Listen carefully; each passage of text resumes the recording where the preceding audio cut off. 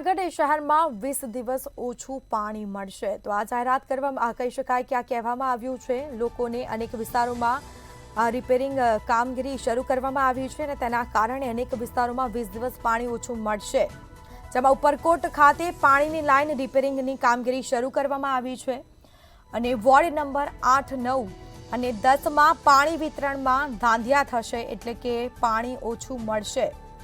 3 વોર્ડમાં ઓછા ફોર્સથી પાણી મળવાનું છે। 3 સપ્તાહ સુધી પૂરતા ફોર્સથી પાણી નહીં મળે જેમાં દિવાન ચોક, માંડવી ચોક સહિતના વિસ્તારોમાં તેની અસર પહોંચશે। લોકોને મુશ્કેલી વેઠવાનો વારો આવ્યો છે। સુખનાથ ચોક, છાયા બજાર સહિતના વિસ્તારોમાં પણ તેની અસર જોવા મળશે।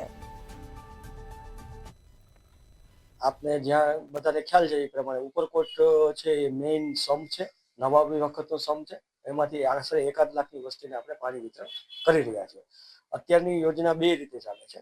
एक धारागढ़थी उपरकोटमां फिल्टर वोटर लई जवानुं काम पाणीनी पाइपलाइननुं चालू छे।